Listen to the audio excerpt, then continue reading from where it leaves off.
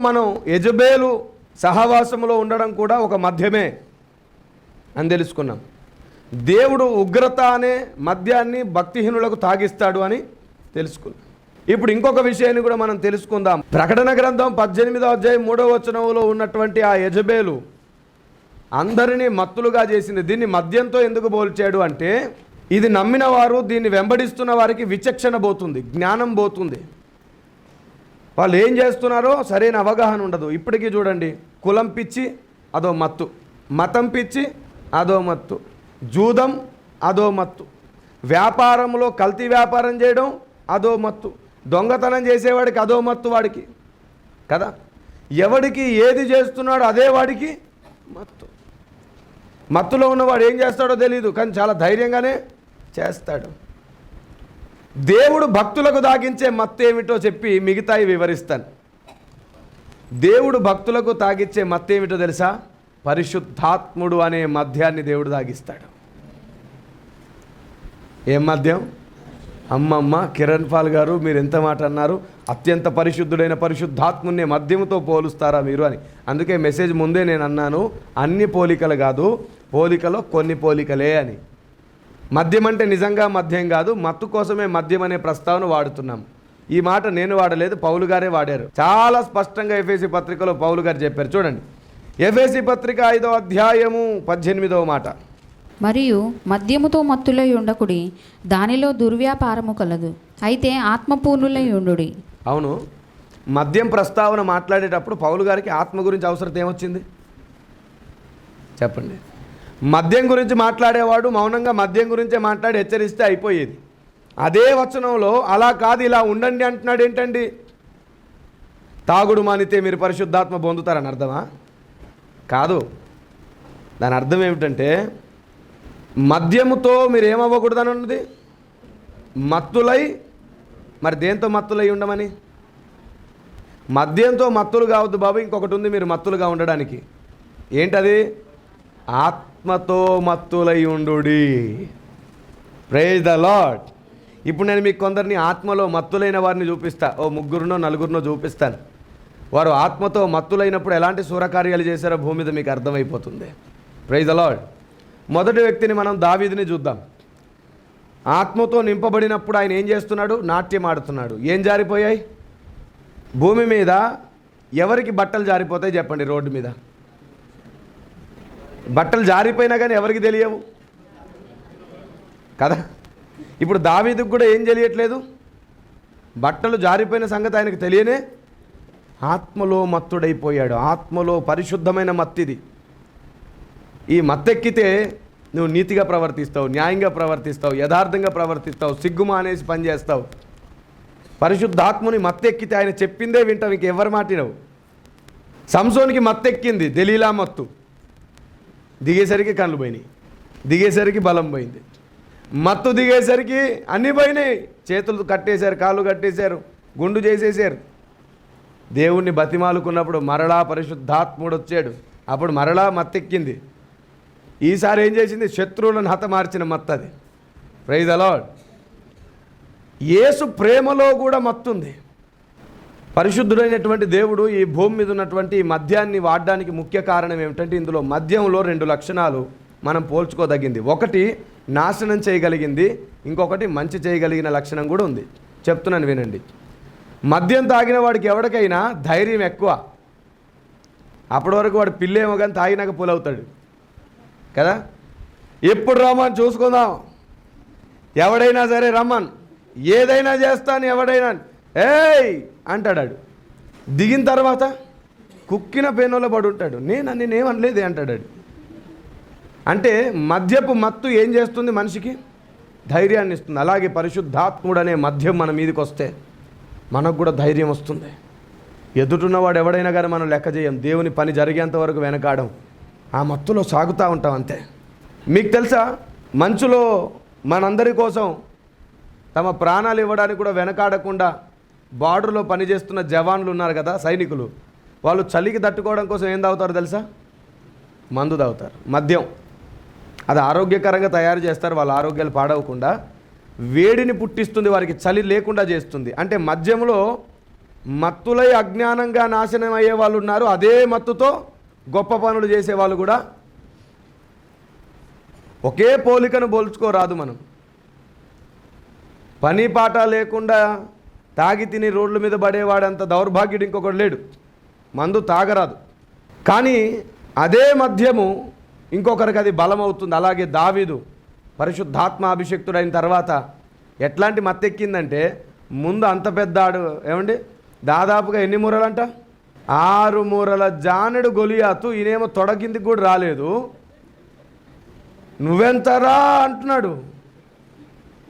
జీవము కలిగిన దేవుని ప్రజలను అనడానికి నువ్వెవడి అసలు అంటున్నాడు. అందరికి పిచ్చెక్కిపోయింది. అరే మనమేమో బలవంతులం, మనకు లేని ధైర్యం వీడికేంటి అని మత్తెక్కింది. పరిశుద్ధాత్మ శక్తి అనే మత్తెక్కింది. ఇది పర్వతాలను నూర్చే వరకు దిగదు. దేవునికి స్తోత్రం కలుగును గాక. ఏంట్రా వీడు ఇంత పిచ్చి పిచ్చిగా పనిచేస్తున్నాడు, దేవుని సేవ ఇంత రోషంగా చేస్తున్నాడు ఏంట్రా, ప్రాణం ఇచ్చేంతగా పని చేస్తున్నాడు ఏంట్రా, దేవుని కోసం ఇంత పోగొట్టుకోవడానికి వెనుకాడట్లేదు ఏంట్రా, దేవుని కోసం సిగ్గుపడడు, అవమానాలు కేర్ చేయడు, ఎవడన్నా అనుకున్నా పట్టించుకోడు. ఏమిట్రా అంటే దేవుని ప్రేమ మత్తెక్కింది మాకు, దేవుని జ్ఞానం అనే మత్తెక్కింది. పరిశుద్ధాత్మ దేవుడు భక్తుల మీదకి వచ్చినప్పుడు వారు మత్తులయ్యారే కానీ ఈ లోక మద్యముతో కాదు వారు మత్తులైనది. దేవుడు పోసే ఇంకో మద్యం అది. దేవునికి స్తోత్రం కలుగును గాక. ఏ మద్యం అది? పరిశుద్ధాత్ముడు అనే మద్యం. అందుకే పరిశుద్ధాత్ముడు జలముతో పోల్చబడ్డాడు, తాగించే మద్యం. నేనిచ్చే జీవజలం తాగితే మీకు ఎప్పటికీ దప్పికొనదు. అందుకే ఇక్కడ చాలా స్పష్టంగా ఈ మాట రాయబడింది, మరియు మద్యముతో మత్తులై ఉండకుడి, దానిలో దుర్వ్యాపారము, అయితే ఆత్మపూర్ణులై ఉండుడి. ఈ మత్తు మంచిది కదా. ఇప్పుడు అంటారేమో, ఏమండి ఆత్మను మత్తుతో పోలుస్తున్నారు, ఊరికే మత్తు అంటున్నారు. మీరు చెప్పండి, వీళ్ళకి మతం మత్తు ఉండండి, కులం మత్తు ఉంది అంటారా అనరా? మతం మత్తు మందు లాంటిది అని చెప్పి కార్ల మార్కస్ గారు అన్నారా లేదా? మరి వాటికి మత్తే లేని దగ్గర మత్తని ఎందుకు అంటున్నారంటే, ఆలోచన వ్యవస్థ క్షీణించి పనిచేస్తుంది కాబట్టి. అతను ఏమంటాం, ఇతర రోజు లేచి తూలుతుంటే ఎరా తాగావా అంటారు. వాస్తవానికి కూడా ఏం తాగలా, కానీ వాడి పరిస్థితి చూస్తే ఎలా ఉంది మనకి అంటే, పై రూపపు స్థితిగతుల్ని బట్టి కూడా కొన్నిసార్లు మనం అలాంటి పోలికలు. అలాగే పరిశుద్ధాత్మ దేవుని ప్రేమను పొందినప్పుడు అందులో ఉండేటువంటి ఆ నిశ, ఆ మత్తులో మనం ఎన్నెన్నో సాధించేస్తాం. అందుకే ఆత్మపూర్ణులై ఉండాలి. పరిశుద్ధాత్ముడు ఎటు నడిపిస్తే అటే నడవాలి. చూడండి ఒకసారి మీరు అపోస్తుల కార్యం 2:13లో పరిశుద్ధాత్మతో నిండిన వారిని ఏమన్నారో చూడండి. కొందరైతే వీరు క్రొత్త మద్యముతో నిండి ఉన్నారని అపహాస్యము చేసిరి. ఏమని అన్నారంటండి? వారు భాషలతో మాట్లాడుతుంటే వీళ్ళు కొత్త మద్యం తాగారు, అందుకే ఇట్లా మాట్లాడుతున్నారని అపహాస్యం చేశారంట. అంటే పరిశుద్ధాత్మతో నిండిన వారు వాళ్ళకి ఎట్లా కనబడుతుంది? మత్తుగా కనబడుతున్నారు. వాళ్ళు అపహాస్యం చేశారంట, వీళ్ళు ఏదో మందు దాగి మాట్లాడుతున్నారని. అంటే మందు దాగితే ఎట్లా మాట్లాడతారో వీళ్ళు అట్లాగే ప్రవర్తిస్తున్నారు అని. 1 సమూయేలు గ్రంథం 1వ అధ్యాయం 15వ వచనంలో మనకు స్త్రీ కనబడుతుంది కదా. హన్నా, అది కాదు నా ఏలినవాడా, నేను మనోదుఃఖము గలదాననే ఉన్నాను. నేను ద్రాక్షారసమునైనను మద్యమునైనను పానము చేయలేదు, కానీ నా ఆత్మను యెహోవా సన్నిధిని కుమ్మరించుకొనుచున్నాను. అంటే ఇప్పుడు ఒక భక్తుడికి, ఓ ప్రవక్తకి, ఓ యాజకుడికి ఎలా కనబడింది ఈవిడ అంటే, ఆత్మతో నింపబడినప్పుడు కూడా మనకు అలాంటి అనుభవం అనేది కలుగుతుంది. అంటే మైమర్చిపోతాం. దేవునికి స్తోత్రం కలుగును గాక. దేవుని ప్రేమ రుచి చూస్తే మనం ఎంతకైనా తెగిస్తాం, ఎంత నష్టపోవడానికైనా వెనకాడం. తాగినోడు కూడా కదా ఎంత ప్రమాణాలని చేస్తాడు. అయితే తాగిన తర్వాత మనిషి ఎట్లాంటి వాటినైనా చేయగలుగుతాడు, ఎంతకైనా తెగిస్తాడు, ఏదైనా ఇచ్చేస్తాడు. అలాగూ పరిశుద్ధాత్మదేవుడు మనిషిలో పోయబడిన తర్వాత దేవుని కోసం ప్రాణమైన ఇచ్చేస్తాం మనం. లోకానికి పిచ్చెక్కిద్ది, వీళ్ళకేంట్రా దైవభక్తి ఇలాగుంది, వీళ్ళు నిజంగా దైవభక్తి చేస్తున్నారా, పిచ్చోళ్ళు అయ్యారా అంటుంటారు మనల్ని. ఆస్తులు ఇస్తున్నారు, ఇండ్లు ఇస్తున్నారు, మొత్తం ఇచ్చేస్తున్నారు. మీకు ఇంకొక పర్సన్ని కూడా నేను పరిచయం చేస్తాను. పౌలు గారు తెస్సలోనిక పత్రికలో మాట అంటారండి. తెస్సలోనిలకు రాసిన పత్రిక, మొదటి పత్రిక 5వ అధ్యాయం 8వ వచనం చూడండి. మనం పగటివారమై ఉన్నాము కనుక మత్తులమై ఉండక విశ్వాస ప్రేమలను కవచము, రక్షణ నిరీక్షణను శిరస్త్రాణమును ధరించుకొందుము. రైట్, ఇక్కడ ఒక మాట అంటాడు, మనము మత్తులమై ఉండక అన్నాడు. ఏ మత్తులమై ఉండక తెలుసా? పరిశుద్ధాత్మ మత్తులమై ఉండక కాదు. ఈ లోకానుసారులు యజబేలైన దురాత్మతో స్నేహం చేస్తూ లోకానుసారమైన మద్యం దాగకపోయినా సరే యజబేలు మద్యం దాగినప్పుడు వారు మత్తులైపోతున్నారు. అలా మత్తులైనప్పుడు వారు విచక్షణ చచ్చిపోయి వారు కొన్ని తప్పుడు పనులు చేస్తున్నారు. దానికి విరుగుడుగా ఇక్కడ కొన్ని పనులు ఇవ్వబడ్డాయి. ఏంటో చూడండి. విశ్వాసము అంట, అంటే యజబేలులో ఉన్నవారు ఏమి కలిగి ఉండలేరు? విశ్వాసము. రెండోది ప్రేమ. వీటిని కవచంగా ధరించుకోమంటున్నాడంటే వాళ్ళకి అవి ఉండవు. రక్షణయ, నిరీక్షణయను శిరస్త్రాణము. యజబేలులతో ఉండి వాళ్ళు విశ్వాసంతో ఉండరు, ప్రేమలో ఉండరు, స్థిరస్థానం ఉండదు, రక్షణ ఉండదు. యజబేలు మత్తులో కాకుండా దేవుని మత్తులో ఉంటే మనం ఇవన్నీ ధరించుకుంటాం. Praise the lord. ఎందుకు మత్తు అనే పదం వాడుతున్నానంటే ఒకడు మత్తులో ఉంటే వాడి సొంత బుర్ర వాడడు.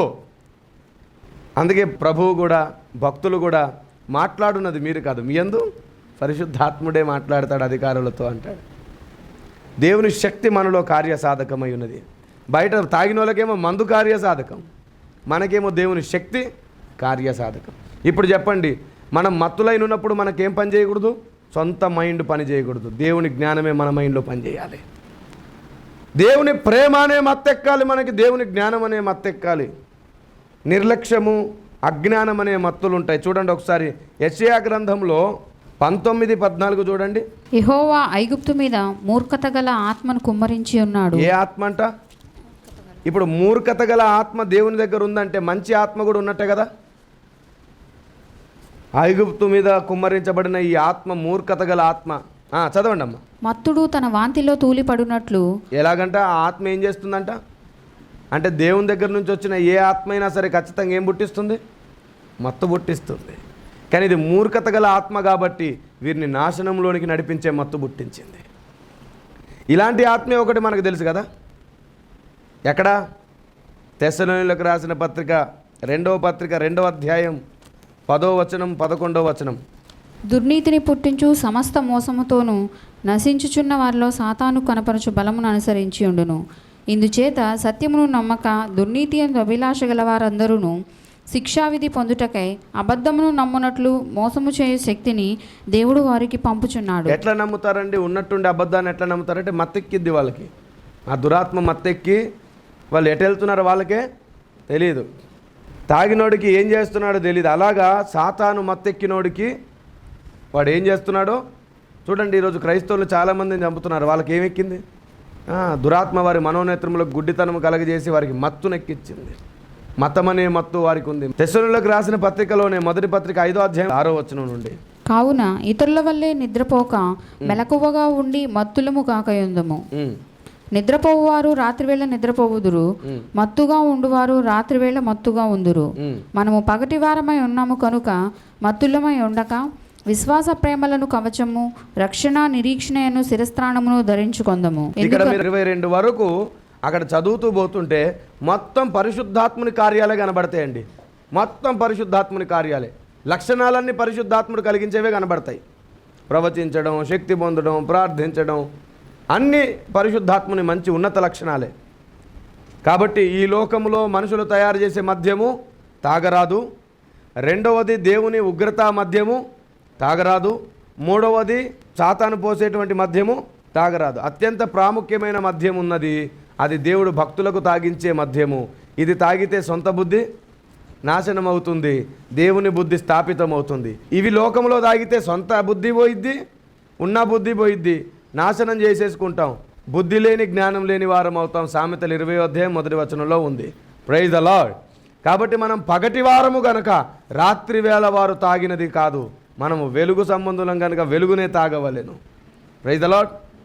చూడండి ఒకసారి మీకు ఇక్కడ ఇంకొక విషయాన్ని చూపిస్తాను. తెస్సలోనిలకు రాసిన పత్రిక 2వ పత్రిక 2వ అధ్యాయము 9వ వచనం చదవండి అమ్మ. నశించుచున్నవారు తాము రక్షింపబడుటకై సత్య విషయమైన ప్రేమను అవలంబింపకపోయిరి కనుక వారి రాక అబద్ధ విషయమైన సమస్త బలముతోనూ నానా విధములైన సూచక క్రియలతోనూ మహత్కార్యములతోనూ దుర్నీతిని పుట్టించు సమస్త మోసముతోనూ. వీళ్ళకి ఇదే పిచ్చి. ఇప్పుడు నేను మిమ్మల్ని ఒక మాట అడుగుతాను. కొందరికి బంధు పిచ్చి, కొందరికి కులం పేరు పిచ్చి, కొందరికి అన్నదమ్ములంటే పిచ్చి, కొందరికి అమ్మాయిలంటే పిచ్చి, కొందరికి స్థలాలు కొనడమంటే పిచ్చి, కొందరికి బైకులు కొనడమంటే పిచ్చి, కొందరికి కారులు పిచ్చి, కొందరికేమో డ్రెస్సులు పిచ్చి. ఒక్కొక్కరికి ఒక్కొక్క పిచ్చి ఉంది. అరే ఎందుకు ఇది చేస్తున్నామని మనం ఆశ్చర్యపడతాం. అది వాళ్ళకు మత్తెక్కిచ్చింది. వాళ్ళు ఎందుకు చేస్తున్నారంటే వాళ్ళకి ఇష్టం కాబట్టి చేసేస్తారు. మత్తెక్కినోడు వాడికి ఏది నచ్చితే అదే చేస్తాడు. అవును కదా? అదే దేవుని జ్ఞానం అనే మత్తెక్కితే, దేవుని ప్రణాళిక అనే మత్తెక్కితే, దేవుని ఆత్మను మనం తాగి పానం చేస్తే ఏమండి ఈ భూమి మీద ఏ రోజు మనం నాశనం కాకుండా ప్రజలు అనేకుల్ని రక్షణలోనికి నడిపించి కాపాడుతాం. ఇక్కడ రాయబడింది చూడండి, ఏమన్నాడు? నశించుచున్నవారు తాము రక్షింపబడుటకై సత్య విషయమైన ప్రేమను అవలంబింపకపోయిరి అంట. ఇప్పుడు ఒకటి కలిపితే 2 అన్నా సరే లేదు లేదు 3 అని ఎద్దేవా చేసేవాళ్ళు, లేదంటే మొండికేసే వాళ్ళు ఉన్నారా లేదా? వితండవాదులు ఉన్నారా లేదా? మనం చాలాసార్లు అనుకుంటాం, అవరే ఇంత క్లియర్గా చెప్పిన వాళ్ళకి ఎందుకు అర్థం కావట్లేదని. ఎందుకు అర్థం కాదు? తాగినోడికి నువ్వు ఎంత చెప్తే అర్థమైద్ది? అది వాళ్ళ పరిస్థితి. కానీ దేవుడిచ్చినటువంటి మద్యం నిత్య జీవమునై ఉన్నది కదా. నేనిచ్చు జీవజలము తాగువాడు ఎప్పటికీ దప్పిగా ఉన్నాడు. కాబట్టి పరిశుద్ధాత్మ దేవుడు మద్యముతో పోల్చబడ్డానికి ముఖ్య కారణం ఏంటంటే అది తాగిన వాడికి ధైర్యం వస్తుంది, ఏదైనా చేయగలుగుతాడు, సొంత బుద్ధి పక్కన పెడతాడు. అలాగే పరిశుద్ధాత్మను కలిగిన వాడు కూడా ధైర్యం తెచ్చుకుంటాడు. పేతురు అప్పటి వరకు భయపడ్డాడు, కానీ పరిశుద్ధాత్మని పొందగానే ధైర్యంగా మాట్లాడాడు. 3000 మందిని రక్షణలోనికి. మీకు తెలుసా, ఆత్మపూర్ణుడైన వాడికి ధైర్యం ఎక్కువ ఉంటుంది. ఏవైనా చేస్తాడు వాడు. ఆత్మను నమ్మి చేస్తాడు, దేవుని నమ్మి చేస్తాడు, ఎంత పనైనా చేస్తాడు, వెనకడుగు వేయడు, భయం ఉండదు. దేవునికి స్తోత్రం కలుగును గాక. కాబట్టి పరిశుద్ధాత్మ అనే మద్యాన్ని మనం సేవిద్దాం. పరిశుద్ధాత్ముని ప్రేమలో మనం తూలి ఆడుదాం. పరిశుద్ధాత్ముని మత్తులో మనం ఆనందిద్దాం. దేవుని వాక్య జ్ఞానం, దేవుని ప్రేమలో మత్తు ఉంటుంది. మీకు తెలుసా, ఎవరైనా ఒకరిని విడిచిపెట్టకుండా ఉండలేకపోతున్నారంటే కూడా అది ప్రేమలో ఉన్న మత్తే. మనసుకు మత్తెక్కుతుంది. అలాంటి మత్తే విశ్వములో ఒకరోజు సాతాను ఎక్కిచ్చాడు దేవదూతలకి కదా. భయంకరమైనటువంటి మత్తు ఎక్కింది. దేవదూతలందరూ ఆలోచన మారిపోయింది, దేవునికి వ్యతిరేకమయ్యారు. విశ్వంలో మొదటి మధ్య తాగినవాడు వాడే. వాడి వల్లే మందు తాగడం అనేది మనుషులు నేర్చుకున్నారు. అంతకుముందు లేదు. దేవుడు సృష్టిస్తాడా చెప్పండి? లేనే లేదు. కానీ దేవుడిచ్చినటువంటి సృష్టిలోనే వాడు గంజాయిని పండిస్తున్నాడు. అవును, గంజాయి దేవుడిచ్చాడా, వాడు సృష్టించుకున్నాడా? దాన్ని వాడు వాడుకుంటున్నాడు. గంజాయిని మందులకు వాడతారు తెలుసా, ఔషధాలకు వాడతారు. కాకపోతే అచ్చుగా వాడితే మత్తెక్కిద్ది. అంతెందుకండి, మనం తినే తిండిలో కూడా ఏముంటుంది? ఫ్రూట్స్లో, పండ్లలో ఏముంటుంది? మత్తు ఉంటుంది కదా. మనం తినే ఆహారంలో కూడా మత్తు లేకుండా ఏ పదార్థము లేదు. సకల పదార్థముల్లో మత్తున్నది. అధికంగా తీసుకుంటే మత్తు ఎక్కువ వస్తూ నిద్ర వచ్చిద్ది. లిమిటెడ్గా తీసుకుంటే చివరికి పెరుగులో కూడా ఏముంటుంది? మత్తు ఉంటుంది. పాలల్లో కూడా మత్తు ఉంటుంది. దేవునికి మహిమ కలుగును గాక. ఇప్పుడు మత్తులో ఎన్ని రకాలు ఉన్నాయి? అత్యంత ప్రాముఖ్యంగా దేవుని వైపు నుండి చూస్తే 2 రకాల మత్తులు ఉన్నాయి. భ్రష్టులకు దాగిచ్చేది, భక్తులకు దాగిచ్చేది. సాతాను వైపు నుంచి చూస్తే ఒక మత్తు ఉన్నది, అది అందరికీ సమానంగా పనిచేస్తూ ఉంటుంది. ఇక లోకం రీతిగా చూస్తే ఒక మత్తు ఉంది. 4 రకాల మద్యాలు ఉన్నాయి. అందులో అత్యంత ప్రాముఖ్యంగా మనం 3టినే చూసుకోవచ్చు. ఒకటి లోకంలో ఉన్న మద్యం, రెండోదేమో దేవుడు భ్రష్టులకు దాగించేది, భక్తులకు దాగించేది. Praise the lord. కాబట్టి ఇన్నాళ్ళు ఇంకా దేవుని ప్రేమ అనే మత్తులో లేకపోయినందు చేతనే కావచ్చునేమో మీరు దేవుని కొరకు త్యాగపూరితమైన పనులు చేయలేకపోతున్నారు. దేవుని కొరకు ఇంకా త్యాగంగా బ్రతకలేని వాళ్ళు చాలామంది ఉన్నారు కదా. అన్యాయంగా తీర్పులు తీరుస్తారు. మన వాళ్ళకు ఒకలాగా తీర్పు తీరుస్తున్నాం, బయట వాళ్ళకు ఒకలాగా తీర్పు తీరుస్తున్నాం. అది కాబట్టి దేవుని ప్రేమలో ఉన్న మత్తును అనుభవిద్దాం. పరిశుద్ధాత్ముడు కూడా మద్యంతో పోల్చబడ్డాడు. కాబట్టి మద్యముతో మత్తులై ఉండకుడి, ఆత్మపూర్ణులై ఉండుడి. అందులో ఉంది అసలు మత్తు. Praise the lord. కొందరు పాడకుండా ఉండలేం, కొందరు సువార్త చెప్పకుండా ఉండలేం, కొందరు ఆరాధన చేయకుండా ఉండలేం. అందులో తేలి ఆడుతుంటాం, ఆనందిస్తూ ఉంటాం. కొందరేమో అబద్ధాలు ఆడకుండా ఉండలేం, అన్యాయం చేయకుండా ఉండలేం, లంచాలు తీసుకోకుండా ఉండలేం, తప్పులు చేయకుండా ఉండలేం. స్వభావ సిద్ధ పాపాలు ఎన్నో ఉన్నాయి. కాబట్టి దేవుని మత్తెక్కితే మీలో న్యాయం ఉంటుంది, సాతాను మత్తెక్కితే మీలో నశించిపోయే అన్యాయం ఉంటుంది, సత్యమును అడ్డగించే లక్షణం ఉంటుంది. మీరేమై ఉన్నారో మీరే తేల్చుకోండి. ఇప్పుడు చెప్పండి, మద్యం తాగొచ్చా తాగకూడదా?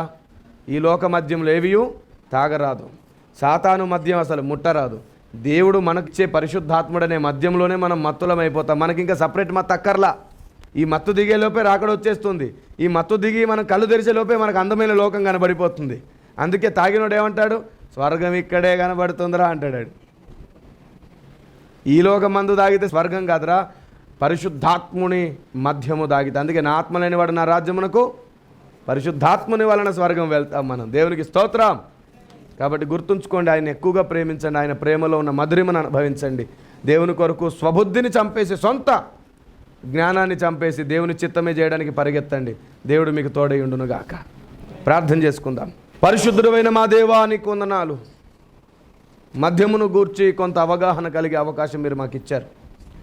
నీ కోపమనే మద్యము, సాతాను మద్యము మేము తాగకుండా మాకు బలమును, ధైర్యమును, రోషమునిచ్చే పరిశుద్ధాత్మను మద్యము మేము తాగి, మద్యముతో మత్తులై మేము ఉండక ఆత్మపూర్ణులై మేము మత్తులమై ఉందుముగాక. నీ పని కోసం మేము మత్తులమై ఉందుముగాక. నీ శక్తిలో, నీ ప్రేమలో మత్తులమై ఉందుముగాక. న్యాయ విచక్షణ, సత్య స్థాపన యందు మత్తులమై ఉందుముగాక. నీ చిత్తము జరిగించడం మాకు నేర్పండి. దావీదు ఎలాగైతే ప్రభువా నీలో మత్తుడై ఉన్నాడో, నీ కొరకు సూరకార్యాలు చేశాడు, తాగినవాడు ఎలాగైతే ఈ భూమి మీద ధైర్యంగా అసాధ్యమైనది కూడా చేసేస్తానంటాడు, అలాగూ మేము నీ యందు సంపూర్ణమై అసాధ్యమైనది కూడా చేతుముగాక. ఇలాంటి కొన్ని పోలికలు మాకు ఉపయోగకరంగా మీరు ఉంచినందుకు వందనాలు. పరిశుద్ధుడైన దేవా, ఈ లోక మధ్యముతో బానిసలైపోయి ఎందరో తమ జీవితాన్ని నాశనం చేసుకుని అజ్ఞానంలో పడిపోయారు. వారిని రక్షించుటకు మీరు సహాయం చేయండి. పురాణాలలో దేవతలు దాగున్నది సురాపానం అని ఎందుకన్నారు? ఈరోజు అర్థమైంది. అయ్యా, మేము వాక్యం ఎవని యొద్దకు వచ్చిన వారు దైవములు, అయితే వీరు తాగున్నది పరిశుద్ధాత్మ పానీయము. అందును బట్టి నీకే మహిమ కలుగునుగాక. మహిమ, ఘనత, ప్రభావాలు మీరే పొందుకోమని యేసు శక్తి కలిగిన నామములో ప్రార్థిస్తున్నాను తండ్రి. Amen. May God bless you. దేవుడు మీకు తోడై ఉంటాడు. సర్వ సత్యమేవ. ఆమెన్. క్రీస్తునందు నా సాటి దేవుని కుటుంబ ప్రజలారా, ప్రభు పేరిట మీ అందరికీ సమాధానం కలుగునుగాక. ఇప్పుడు మీ అందరికీ శుభవార్త. గుడివాడ బేతవోల్ వాటర్ ట్యాంక్ పక్క వీధిలో ఉన్నటువంటి WCM చర్చ్లో మీ అందరి కోసం ఉదయకాలపు ఆరాధన ప్రారంభించడం జరిగింది. ప్రతి ఆదివారం ఉదయం 7 గంటల నుంచి 9 గంటల వరకు మొదటి ఆరాధన, ఉదయం 9:30 నుండి 12:30 గంటల వరకు రెండవ ఆరాధన, సాయంత్రం 6 గంటల నుండి 8:30 గంటల వరకు తమిర్షి గ్రామంలో మూడవ ఆరాధన జరుగుతుంది. అద్భుతమైన స్తుతి ఆరాధన, వాక్య ధ్యానము, ప్రభు శరీరము రక్తము తిని త్రాగే అనుభవంలోనికి, దేవుని నియమంలో సాగిపోయే అద్భుతమైన ఘట్టంలోనికి మిమ్మల్ని ఆహ్వానిస్తున్నాను. అత్యంత త్వరలో మా హిందీ ఆరాధన, ఇంగ్లీష్ ఆరాధనలు కూడా ప్రారంభించబడబోతున్నాయి. ప్రార్థన చేయండి, పాల్గొనండి. వాక్యం లేక ఇబ్బంది పడుతున్న వారులారా, ఏ మందిరానికి వెళ్ళలేక ఇబ్బంది పడుతున్న వారులారా, మీకు స్వాగతం. దేవుడు మీ అందరికీ తోడై ఉండును గాక. God bless you.